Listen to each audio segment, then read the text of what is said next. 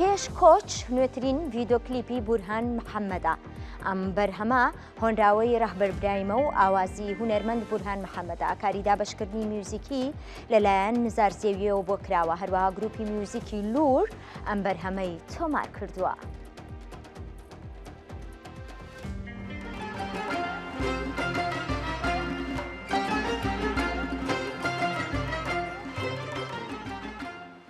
نوێترین بەرهەمی کلیپم وەکو گۆرانی بەناوی پێشکۆچە.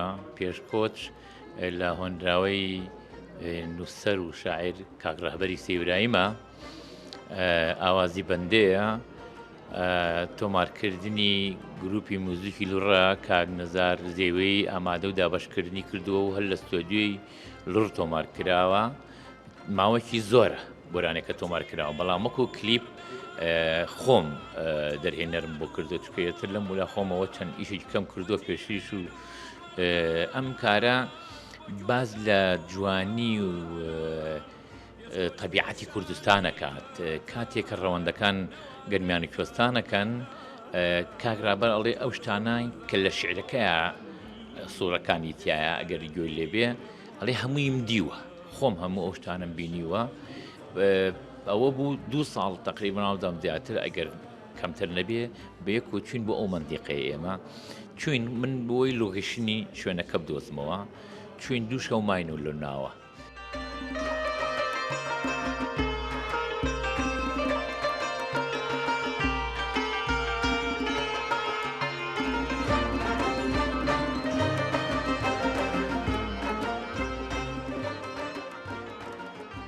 ئەوە بوو گەشتە قەنەعات من ئیتر ئەوە بوو هەوڵم بۆیە کە چۆن بتوانم کلیپی بکەم. ئیتر لەگەڵ کاک سەروەر کامێرەمانە سەروەر ئەحمەد، لەگەڵ ستافێکی کە لەگەڵ یا فلایکام و کۆمەڵی ئەکتەر لەوانە کاک عەدنانی برام و خوشکەزاکی خۆم، ئێمە پێڵێن خونج، ئەوە بەتوولی ئیشەکە بوون. ئەوان باس لەوە کە کاتێک گەرمیانی کوێستانەکەن ڕەوەندەکە، جوانترین کچی ئەو ڕەوەندە ئەو کۆمەڵک ئەو بڵێ ئەو ماڵانە خۆی ڕازێنێتەوە بەجلی کوردی جوان و بەو تەرتیباتی کە هەیە لەگەڵ ئەسپێکە، ئەسپەکە ڕائەکێشە و هەموو ئەو مەڕ و ماڵاتە لە دوایە واڕوە بۆ خۆی. ئیتر ئەوە سوورەیەکە ئینجا کە ئەچنە ئەوێ لەوێ ڕەشماڵ هەڵێن، ئەیتر ئەوە مەڕدۆشینە دەستی پێکە، ئەو ئاوە جوانە لەو شاخانایەتە خوارەوە، ئەم بەفرانە بەفر هەیە مەسەن ئاوەکە دڕیوێتی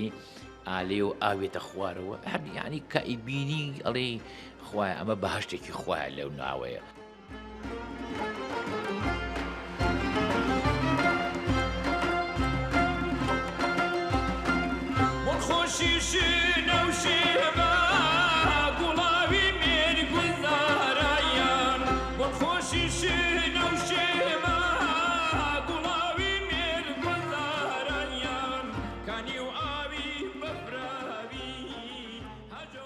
ئەو ماوەیە تقریبن بڵێم مانگ زیاتریشە، بڵێ مانگ زیاتریشە کە دەستمان کرد بە کلیپەکە. من کوردم، من ئەبێ گۆرانەکانم مۆرکی کوردی پێوە بێ، چونکە خۆ من خەڵکی وڵاتێکی تر نیم، دائیمەن تۆ ئەبێ خەڵکی بێگانە نامۆ بێت ئەم سروشت و ئەم تەبیعەت و ئەم ئافرەتە جوانی کورد و ئەم خەڵکا و ئەم هونەری کورد ئەبێ نامەی ببلایەوە، بڵێ ئەمە هیچی میلەتێکە، ئەم شوێنە کوێیە.